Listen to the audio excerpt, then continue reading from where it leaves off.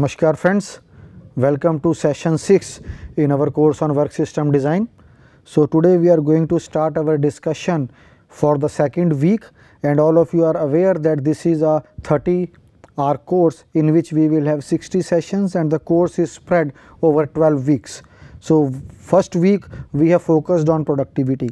And why we have focused on productivity? Because we are having our target as the effective and efficient work system design. Now in work system design, our target is to design a system for doing the work in such a way that it is both beneficial for the organization as well as beneficial for the worker also. For the worker, benefits may be in terms of good wages, in terms of safety, in terms of less fatigue, in terms of efficient and effective work procedures. So the system we have to design so that our raw material is converted into the final product in the most efficient and effective manner. The company is profitable and the overall economic health of the organization is excellent. That will lead to the growth of the society and which will further lead to the improvement in the GDP of the country. So whatever we are discussing is related to each one of us. It is related to the life of each one of us, that how we can be better productive, how we can be productive, efficient and effective. So all our actions must be productive, all our thoughts must be productive, all our, we can say, work sphere, whatever is working around us must work in the most effective and efficient manner. So in the previous week we have tried to understand the concept of productivity. We have tried to differentiate productivity from performance. We have tried to differentiate productivity from efficiency. We have tried to understand that how we can measure the productivity. We have tried to understand the different measures of productivity. We have tried to understand the different productivity measurement models. So we have now established a very strong foundation about productivity and productivity measurement. Now we will try to see that if we have to improve the productivity, what all factors must be kept in mind. Now you can see and you know that what is the mathematical relationship of productivity. If you see, last class we have seen different models, the APC model we have seen, then Taylor and Davies model was there, then Chris and Harris model was there. So in all these models, if you remember, and the different productivity measures that we have seen, partial productivity measure, total productivity measure, total factor productivity measure, and finally the multi-factor productivity measure. In each one of these theories we have seen that the output has to be related to the input. The terms, the quantities, the elements that we are using as an input may vary from one model to the other model. The output may also vary. Somewhere we may use the quantity as an output, somewhere we may use the currency or the capital that is generated by the operation as an output. So the quantities terms may vary, but the basic concept remains same, that we have to see that what we are getting by putting the efforts. Efforts are our input and what we are getting is our output. So we have to relate the inputs to the output. So basically what can be the summary of productivity improvement can be that we must try to optimize, we must try to maximize our outputs in context of the various inputs that are going into making that output. So we have to focus on our outputs and the inputs in order to improve our productivity. Now what are the various factors that we must take into account that we are going to list today, try to understand them with the help of certain examples. Now we have seen in one of the previous sessions also that the factors influencing productivity can be broadly classified into two categories. Now category 1 are the controllable or internal factors, and the category 2 are the uncontrollable or external factors. Now from the words that we have seen, controllable which means that the industry has a control, the organization has a control over these factors. That is, they can manipulate, they can work, they can tweak, they can fine tune these factors in order to improve the productivity of an organization. Uncontrollable means that the organization, the industry, the company has no control over these parameters or these factors. So you cannot do much about this. So what is the need? The need is to understand the controllable or internal factors and work on these factors in order to optimize them, in order to, if possible, maximize their utility, so that our overall productivity of the organization increases, improves, enhances. So let us try to understand that what are these controllable factors and what are the uncontrollable factors. So controllable or internal factors, you can see on your screen, you have different categories of factors. First one is the product factor, then the plant and equipment factor, technology factor, material and energy, human factors, and work methods. So each one of these we will try to understand with a little bit of detail, because our topic is quite exhaustive, that is work system design, and the time that we have is 30 hours only. So within 30 hours we have to summarize, we have to study, we have to understand, we have to discuss, we have to maybe deliberate on a number of other parameters also, so or on the number of other topics also. So quickly we will try to understand that what are these parameters and how we can work on these parameters to improve the productivity of any organization. So first one is the product factor. I have already read all the factors for you. Now let us see the product factor.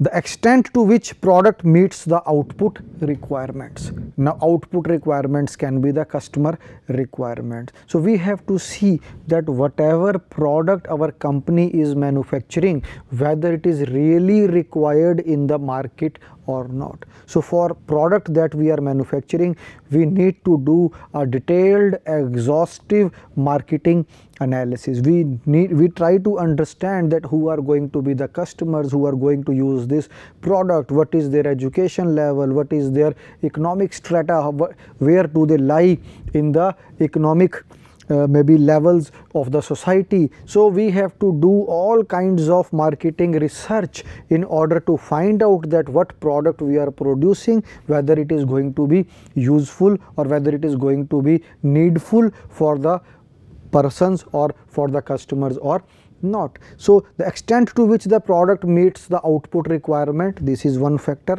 as in context of the product. Then product is judged by its usefulness. In our course, if you remember, we have done a course on product design and development also, and there we had a discussion on value engineering. Also in our course which is currently running on operations management, we have discussed product design and development again as one of the important topics, and there also we have emphasized on value engineering. So a product is judged by its usefulness, and that usefulness I can relate as judged by its functions. And as per the definition of value engineering, we say that the maximum value is achieved when the desired function is met reliably at the minimal possible cost. So we have to see that the product is satisfying the desired function reliably at minimum cost. So if our product is able to deliver the function for which the customer has bought this product reliably, that is over a period of time, and the cost he has to expend on procuring this product is also less, then the product will be useful for the customer. Then the cost benefit factor can be enhanced by increasing the benefit at the same cost or by reducing the cost for the same benefit. If you remember, we have seen that the value of the product is related to the function it is providing to, if you remember, the cost of the product. So we have seen that usually we say value is equal to function by cost, So this third point highlights that our usefulness or the cost benefit factor is enhanced if we keep the cost constant and try to improve the benefits or the functions of the product, or we try to keep the benefits constant and try to reduce the cost of the product. I must add another thing here: we can increase the benefits and we can also increase the cost also, but the overall change must be the increase or improvement in the value of the product. So the cost benefit analysis from the product point of view is very important, that we must address as an organization in order to be profitable as well as productive. Then the second factor which is most important is the plant and the equipment. Now as we know that we must ensure the optimal utilization of all our facilities. So let us see what we need to understand in case of plant and equipment, because that is also one of the important inputs that go into the productivity measurement models. So these play a prominent role in enhancing the productivity. Increased availability of plant through proper maintenance and reduction of idle time increases the productivity. So as I have already said that we must focus on the optimal utilization of our resources in terms of plant and equipment. If all our machines are up and running, we are doing proper maintenance, proper preventive maintenance of our machines, the machines will give us the better output. Better output means that our productivity will be higher.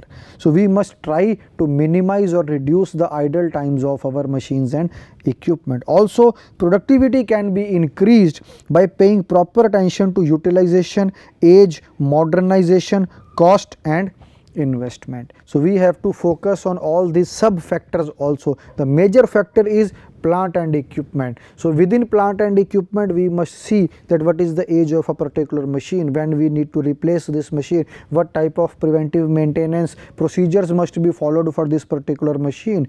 Then we can also see that what are the technological advancements in the field. So technology is another factor which we are considering separately, but the technological enhancement in terms of plant and equipment also is very important, must be taken care of. So we can see that if we are able to optimally utilize the machines and equipment available with us, they will definitely influence the productivity of an organization. The third factor is, as I have already told, technological enhancements is very important. So technology must be taken into account. So we can say from technology point of view, we can see what is the size and capacity of our plant, how we can increase the capacity of our plant by spending a little extra amount of money, by changing the technology or by adopting a better technology. Maybe simple example that we can take is that in case of a manually operated lathe machine, if we go for a CNC lathe, maybe little bit of input may increase, but it will be offset by the productivity enhancement that we can achieve using a lathe machine. So that is, you can say, the size and the capacity of the plant we can work upon by changing the technology. Then timely supply and quality of inputs. The quality of inputs can be checked by doing the on-site inspection, and for inspection we can use the latest technological measures, techniques for assessing and checking the quality of the inputs that we are getting. Then timely supply can be ensured using the concept of information technology. We can have dedicated lines of information sharing with our vendors using the concept of technology, and then which can help us in the timely supply of our raw materials. Then production planning and control and operations management can help us to improve the productivity of our organization. We can have optimal utilization of our resources using the technology, as we want to produce the right quantity in right quality at right time at right cost using the concept of production planning and control. So four things we can very easily manage if we apply the principles of production planning and control, and these four things are the right quality, right quantity, right time and at right cost or competitive cost. So the principles of PPC can help us with meeting these objectives, and then we can be profitable as well as productive. Then repairs and maintenance can be done using the technological updates, or we can have a regular you can say update regarding which machines require maintenance at what particular time. So for a human being it may become difficult to remember or to keep a track of all these things, but using technology, using systems, using computers, we can red tag that this particular machine has to be stopped today, or there can be buzzers which can give us an indication that this machine must not be operated today. And all these things, as we have seen in the previous slide, that is plant and equipment. So our plant and equipment is an important parameter, and technology can help us to keep our plant up and running, and if both are working in unison, the overall productivity will definitely improve. That means that if we use technology for keeping our plant up and running, this is definitely going to help us in improving the productivity of an organization. Then the last point here is we can use technology for efficient material handling. So there are different material handling systems. We have these days AGVs also, which we call as the automated guided vehicles. We have conveyor belts, conveyor lines. So there are different technological advancements in the efficient material handling systems which can help us to improve the productivity of our organization. So till now we have considered three important points. We must focus as an organization on our product, whether our product is liked by our customers or not. Then we must focus on the plant and equipment. We must focus on the technological advancements. And then what else we must focus on? We must focus on the materials that are going into our product, because in most of the productivity measurement models you have seen that material is an important input parameter, as well as the energy that is expended for converting the raw materials into the final product. So you can see from materials point of view, we need to be very cautious regarding the selection of quality materials and the right materials. Then we must try to control the wastage and scrap that is being produced in the organization. We must have effective inventory and stock control systems in place which will help us to minimize the wastage and optimally utilize the materials which are available with us. Then we must also develop different sources of supply of material. We are not dependent on a particular vendor only, so we can have alternate vendors depending upon the requirement. We can choose a specific vendor for a specific order. Similarly, the energy utilization must also be optimum, and we must focus on energy savings. There is a lot of focus these days on saving the energy. Energy audits are done by various organizations to see that whether they are optimally utilizing the energy sources or not. So from the material point of view, there are topics that we have already covered in operations management. We have seen ABC analysis, VED analysis, economic order quantity, production quantity models. So there is maybe theory available which can be put into practice for efficiently utilizing the materials that we are using within the organization. So if we focus on proper utilization of material, proper ordering, proper handling of the materials within the organization, it will definitely lead to the improvement in the productivity of an organization. The next point are the human factors, which I consider as the most important factor for any organization, or which ensures the success of any organization. Mostly I tell that the organizations are not run by machines and equipment. The organizations are made successful by dedicated people, by people who want to work for an organization. So the organizations are successful by the people, or made successful by the people, not by the machines and equipment. So the human factor is very important from the productivity point of view. So from human factors point of view, we can have different parameters like education of the workers or the skill enhancement of the workers, then training, maybe time to time, timely, maybe training must be given to the workers, experience must be utilized, aptitude training can also be done.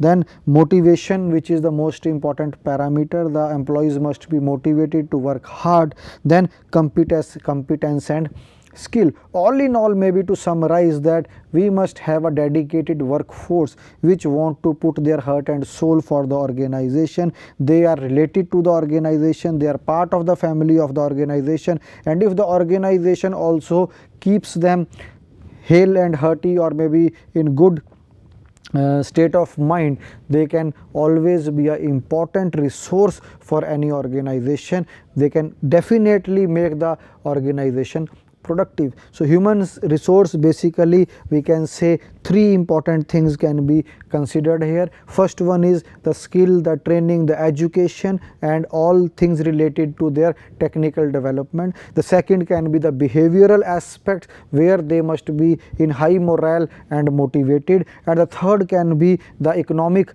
or the bonus or the benefits or the wages. So training, wages and the behavioral aspects can definitely help any organization to develop their human resource in a way that they lead to profitability, and then thereby leading to the productivity of an organization. And the next thing, that is the last thing for today that we have, are the work methods. So these are all the controllable parameters. Then we will see the uncontrollable, which are beyond the control. But when we want to increase the productivity, we can only focus on what is within our grasp, what is within our control.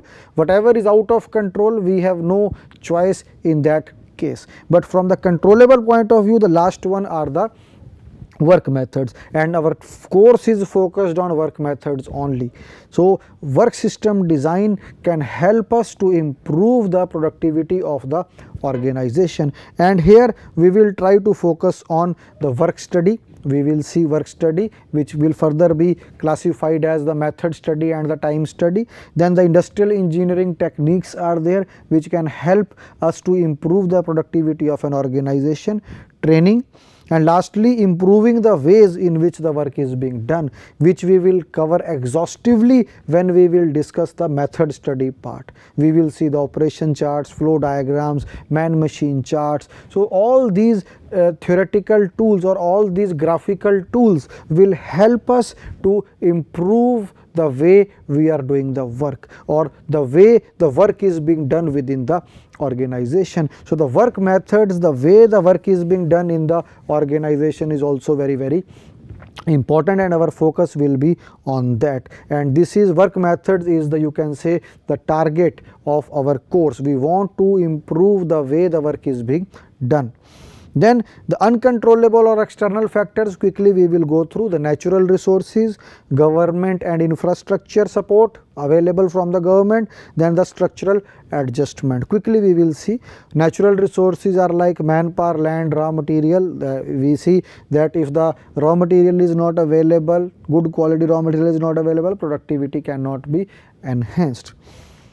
Government and infrastructure, government policies and programs, practices of government agencies, transport and communication, which the government has to ensure for any organization. Then the fiscal policies like interest rates and taxes. So basically all these are beyond the control of the organization. Now the last are the structural adjustments like economic changes. Sometimes we have economic boom, sometimes we have economic depression. Now those are beyond the control of an organization, but the organization must keep itself ready. The processes, the procedures and the policies of the organization, within the organization, must be robust to adjust to these type of economic changes. And then the social changes are also something which is beyond the control of any organization. So with this, I think we will conclude the today's session. Today was the first session of week 2, and we have focused on the various factors that influence the productivity of an organization.